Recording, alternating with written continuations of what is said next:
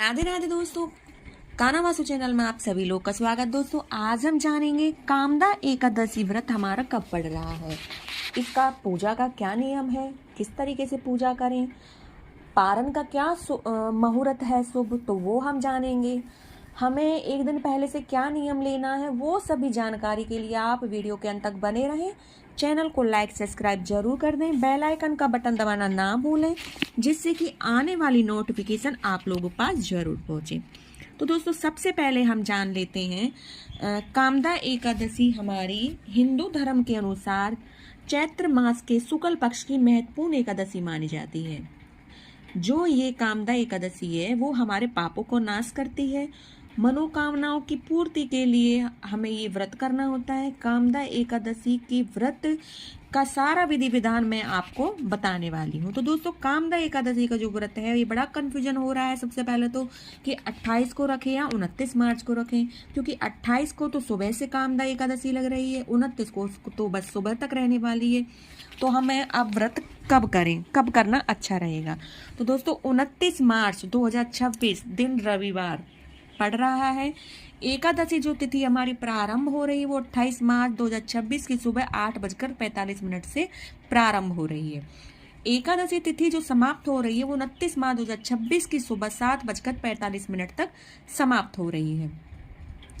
तो अब पूरे दिन 28 मार्च को एकादशी रहेगी, तो व्रत हम कब करें।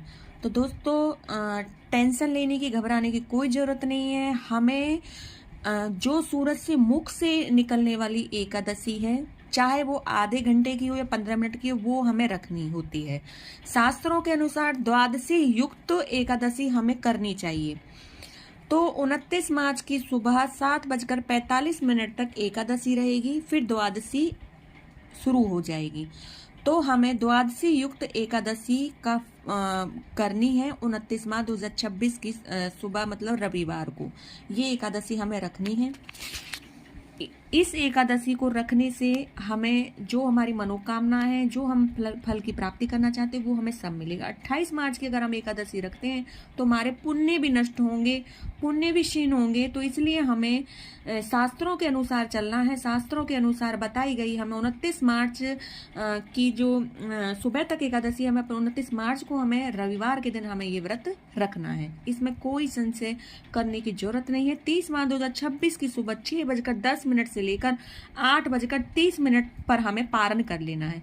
दोस्तों पारण का इतना पारण का इतना महत्वपूर्ण ये पॉइंट है कि हमें पारण हमें अगर हम टाइम बता रहे हैं उस टाइम के हम बीच कर लेते हैं तो हमारा व्रत पूरा जो फल मिलता है वो हमें मिलेगा।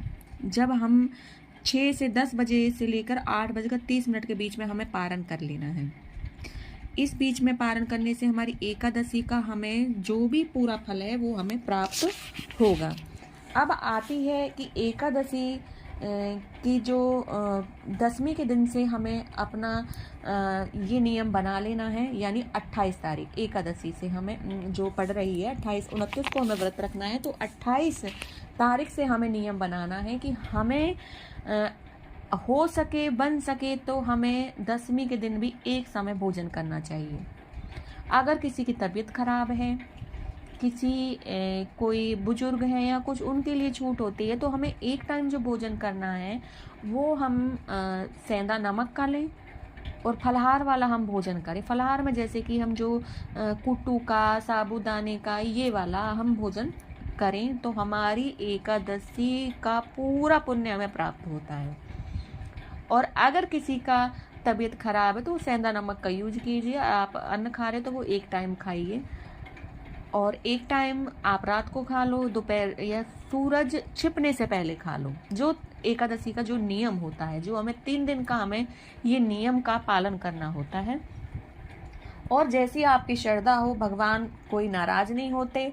कोई जैसी आपकी श्रद्धा हो, जैसा आपका मन हो, उस हिसाब से आपका जैसा सामर्थ्य हो उस हिसाब से भी करोगे तो भी आपको फल प्राप्त होगा। तो इसमें कोई संशय वाली बात नहीं है।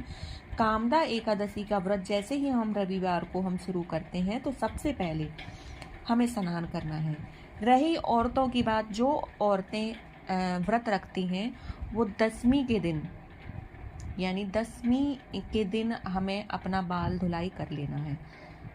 और अगर किसी कारणवश आप जैसे हम कोई बाल धुलाई नहीं कर पाते हैं, तो अब एकादशी के दिन करें या ना करें। तो एकादशी के दिन अगर पहले तो करना नहीं है, अगर किसी कारणवश छूट जाता है, रह जाता है, एकादशी के दिन व्रत करना है तो भाई बाल धुलाई होके ही पूजा होगी, तो उसमें हमें कच्चा दूध डाल करके अपना बाल धुलाई करना है। थोड़ा सा कच्चा दूध ले लें, गंगा जल मिला लें पानी में, उससे हमें अपने बाल धुलाई करना है। शैम्पू साबुन का हमें यूज नहीं करना है एकादशी के दिन।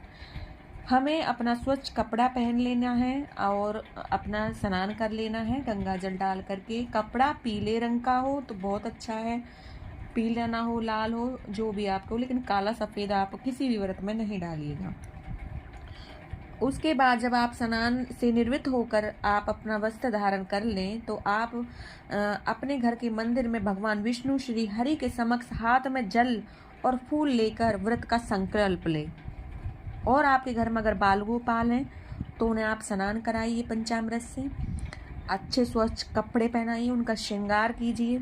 उसके बाद आपको संकल्प जरूर लेना है। आपके पास फोटो है तो फोटो पे भी आप थोड़ा जल छिड़क के स्नान कराइए। स्वच्छ धागे का आपको वस्त्र अर्पण करें फोटो पर भी, फिर आप संकल्प लें। तो ये सारा तरीका मैं आपको बता रही हूँ साथ के साथ में। आपका पूजा जो स्थल है उस पे आपका जो मंदिर है या आप जो चौकी लगा रहे हैं उस पे आपको पीला ही कपड़ा बिछाना है। आपके पास बाल गोपाल हो तो भी, आपके पास कोई प्रतिमा हो तो भी आपको वहीं विराजमान करनी है।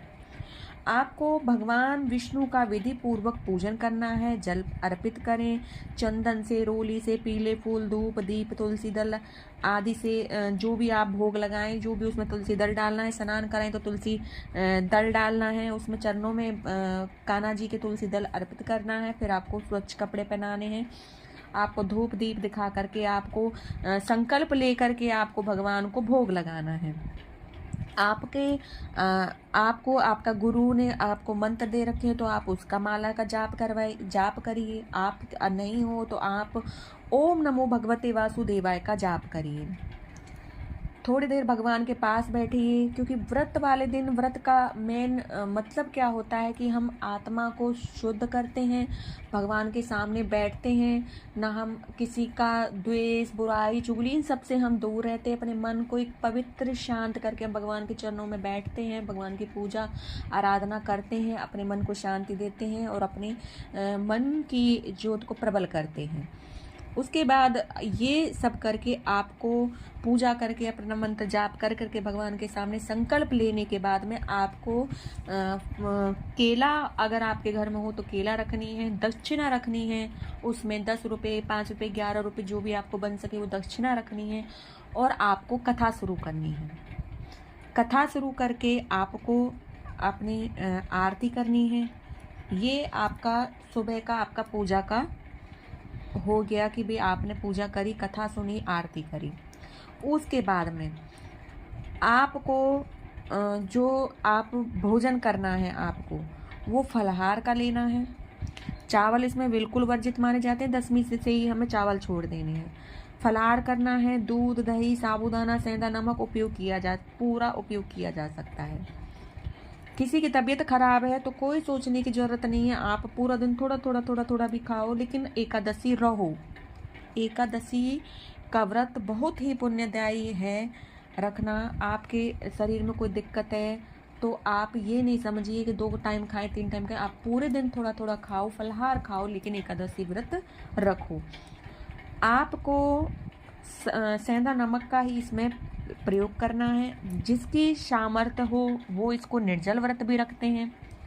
आप जो पंचामृत जो पूजा करके आप पंचामृत लें उसी से ही आप व्रत रख सकते हैं, तुलसी दल ले करके।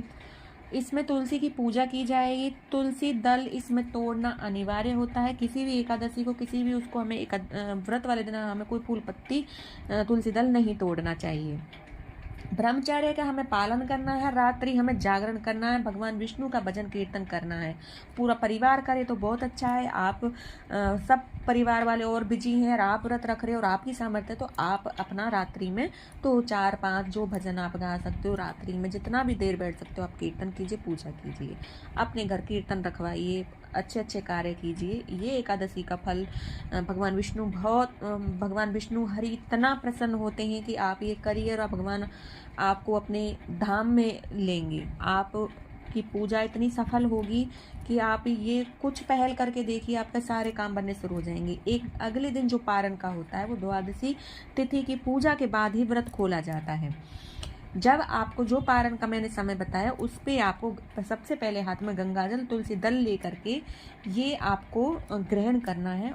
इसको करने के बाद में आपने जो भोजन बनाया हो उसको भगवान हरि को, भगवान विष्णु को, अपने बाल गोपाल को, उनको भोग लगा करके आप स्वयं ग्रहण कीजिए, अपने परिवार वालों को ग्रहण कराइए। यही एकादशी का पूरा दिनचर्या, पूरा मैंने आपको पूजा से, पाठ से लेकर के, तिथि से लेकर सब कुछ बता दिया है। तो इस वीडियो को दोस्तों ज़्यादा से ज़्यादा शेयर करना बिल्कुल नहीं भूलिएगा, क्योंकि जानकारी सबके पास होनी बहुत ज़रूरी है। और भूल चूक क्षमा हमें मांगनी है भगवान विष्णु हरि से। हम जब कथा पढ़ें तब भी हम अपना संकल्प लें तब भी, क्योंकि कोई छोटी मोटी भूल तो देखो सबसे होती है, तो हो जाती है। तो भगवान है, वो सारी क्षमा मतलब अगर हम मांगते तो वो हमें क्षमा कर देते हैं, कोई अपराध नहीं लगेगा इस चीज़ से। यही वीडियो का समापन होता है दोस्तों। राधे।